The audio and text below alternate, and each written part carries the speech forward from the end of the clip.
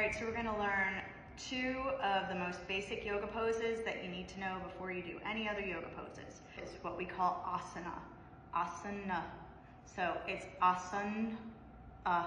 The at the end is assumed, so you pronounce it asana. So that's how you say any yoga pose. It will have its base word and then asana at the end, or asana. So you're going to hear your teachers call every pose, or most poses, a word that ends in asana. So I'm going to teach you Tadasana, which is mountain pose, and Sukhasana, which is easy pose. So standing on your mat, you're going to stand 2 fists width distance apart. You can stand with your feet together, but for women, it's more anatomically correct for us to stand 2 fists width distance apart, which is the distance of your hips, which is 2 fists. So if you're standing here, that's a little bit too wide. This is how far apart your feet should be if you're hip width distance apart. So you stand with your feet rooted.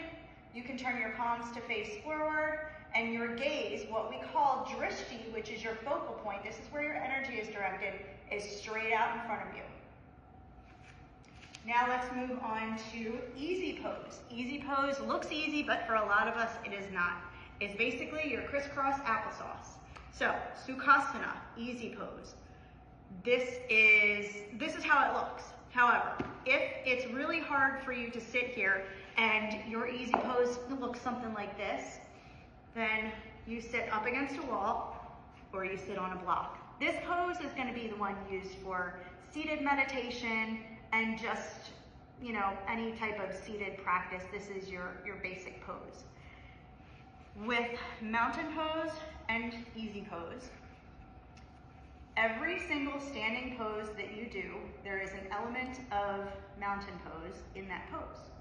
And I'll touch on that in more of the videos that I do. And every single seated pose you do, there is an element of easy pose.